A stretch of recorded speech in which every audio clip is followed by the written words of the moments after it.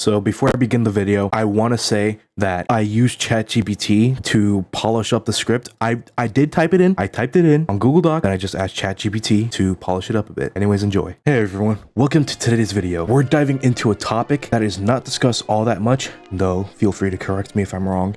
And that is the epic showdown of V1 versus Murder Drones. Now, I've watched Murder Drones. Yes, you heard that right. I've seen the entire series. For someone that looks like me, yeah, I've seen the whole thing. And after some careful consideration, I can confidently say that V1 solos them all. Now that sounds controversial, but hear me out. But before you guys hear me out and we get into the discussion, I just need to clarify.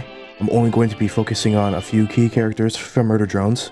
Uzi, N, J, V, Doll, and Sin. I won't be going through every character, just the main cast that, you know, the show focuses itself around. And a quick disclaimer before I begin, I won't be diving too deep into the weapons or skill trees of either V1 or Murder Drones, just enough to give context and keep things engaging for you all. I'll also briefly discuss the pros and cons of each character, though I'll keep Murder Drones breakdown a little shorter and more consolidated. And before I fully begin the video, this discussion will be 100% biased, so you can click off the video if you want to. And without further ado, if you still decide to join in, let's begin.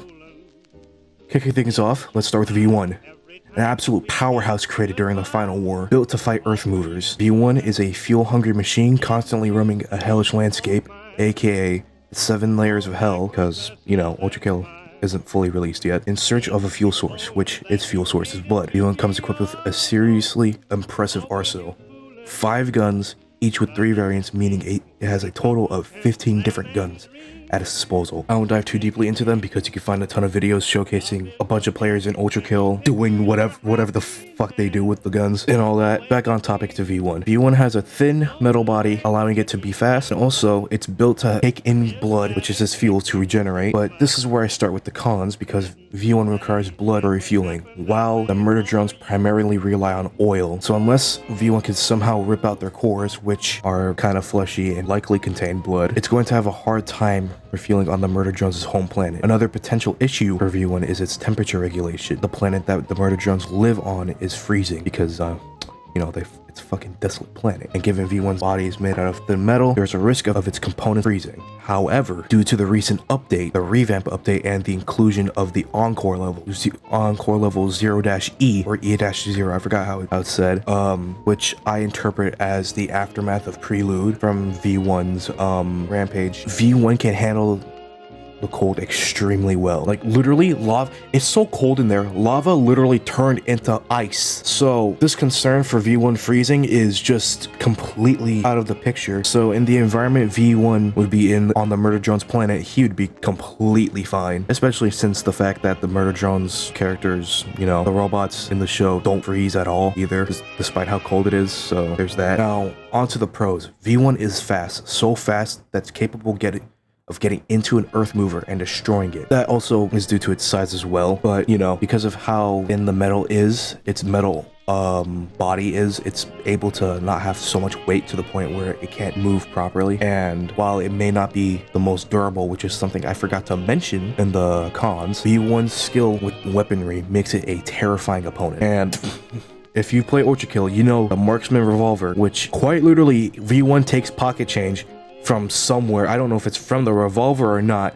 but that's basically just aimbot with 4 uses. Now, let's talk about the Murder Drone. There is a lot more to cover because there is a lot more characters that I have listed compared to just one machine, which is V1. But the first 3 we're going to look at from the Murder Drones cast is N, J, and V. They are disassembly drones tasked with hunting and feeding on regular civilian robots for fuel. That's basically their job. And pretty much their job in actuality, due to episode 8, is to actually clear a way for Sin to go ahead and destroy the planet using the I think it's called the Absolute Solver or some shit like that. Anyways, back on topic. Like V1, their way of refueling themselves is through oil, which they feast on other robots, so they're basically cannibals. And just like V1, each of them come equipped with weapons. Guns and swords. Their tail is also a weapon, and this is where I get into a con because their tails can attack them, which without proper control and making sure they don't let their tail get too comfortable, they could potentially just allow it to let loose, which is not too much of a big deal because in the series you don't really see it happen. So might I add that the substance inside their tails, I forgot the name of it, it's like some kind of nanite or whatever, liquid nanite or whatever, that pretty much melts a robot to a point where if they have like a really good healing factor, it's fucked up. Also, little side note, and a little retarded.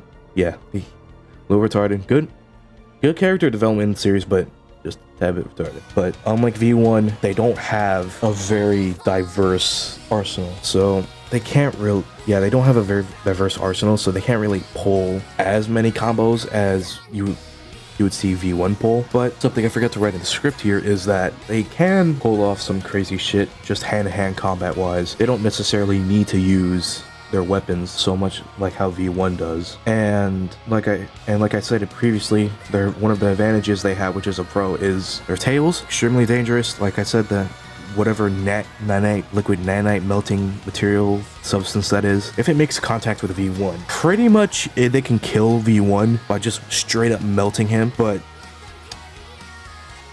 plus parry. They also have wings, which gives them better control in the battlefield for flight. And while V1 can fly just rocket riding, I would say the murder drones have an advantage of having better control in the skies and altitude with their wings compared to V1. The rocket eventually just starts falling down to a point where it can't really hold V1's weight, and that means V1 would just have to try to use its whiplash, which does damage to it for some. It makes no sense, but it's whatever. Plus, I would say the disassembly drones, I forgot to mention that N, J, and V are disassembly drones. Another plus they have is their hands can turn into either a sword or a gun. So that means that they essentially have like a better way of accessing their arsenal, and they have better versatility in combat. But comparing it to a lower accurate V1, I would say V1 still solos, dude.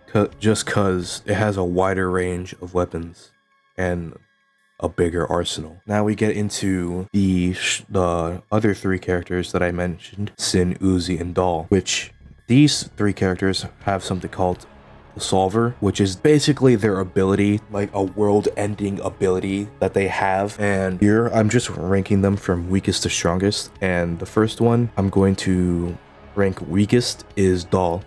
While her introduction did show her strength, Doll is relatively weaker compared to Uzi and Sin. And I'm only saying that because her Solver isn't necessarily as strong compared to Uzi's or Sin's. While she can use it to protect herself from bullets, throw objects, and even catch projectiles, in the end she still managed to die. And another thing I forgot to mention as well is that Doll can also teleport, so with her powers she can just teleport behind V1 and fuck him up. But V1, like I said, is a very fast character, and like I said, the marksman will just reflect the bullet off of a coin, dealing more damage, probably even killing Doll in the process. You never know. Next, we have Uzi, which her Solver lets her create a null, which in the Murder Drones universe is literally just a black hole, and like a black hole, it just erases shit from existence. It's not a new unique typing or ability at all. It's literally, I mean, it's unique in the sense that a robot can just create a black hole out of thin air from their hands, but Uzi also has wings like the disassembly drones, except I think hers are more fleshy because she's some type of zombot or something like that, or whatever, zombie drone. And she also has a tail with a mouth, which got a fucking Shin Godzilla looking at tail, motherfucker, what the heck? Now, where Doll and Uzi come in similarities is that, you know, they can use their Solver to do the same shit, move, destroy, catch projectiles, all that shit. Here we have Sin. Now Sin, I saved Sin for last because Sin is the strongest one and by far the most dangerous of the bunch. Not only does she have the same powers as Uzi and Doll, but her abilities are exponentially stronger and her speed is on another level, to a point where I would say she's faster than V1. And I would also say that she has way more control over her Solver power compared to the other two. Now, something I forgot to mention is that Sin has tentacles with hands, and she also can grow scythe out of other drones' bodies as well if she takes over somebody, so that also gives her an up in arsenal compared to everybody else as well, plus the Solver. Forgot to mention that. And in episode 8, Sin takes over Tessa's body, or Tessa came to the desolate planet, but it's Sin in disguise. I don't know, honestly. Let's just say Tessa equals Sin. And since Tessa is a human, it's perfect for V1 because V1 needs blood to refuel and regenerate. And Sin in Tessa's body produces blood when damaged.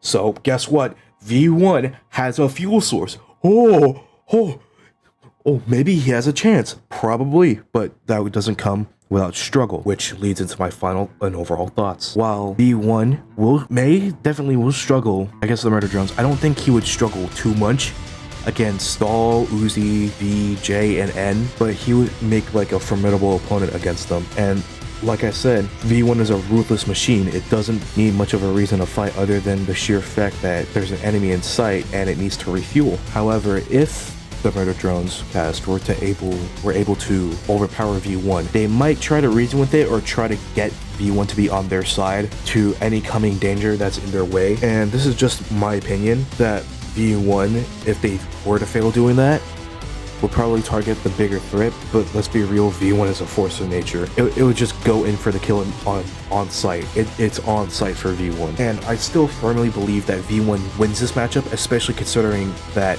V1 has fought in the ultrakill universe. Like, the enemies he's fought are, you know, literal demons. You got the fodder demons, obviously. They're not that much of a big deal, but you got the Cerberus statue, the Virtues, let's see what else. You got the Sisyphean Insurrectionist, and one of the stronger ones I put in here, one of the stronger enemies I've put in here is Archangel Gabriel. God's right-hand man, like his God's second-hand man in the game. V1 defeated him twice. A robot versus an angel. The robot won twice in the game. I'll even include characters since I'm editing the video right now.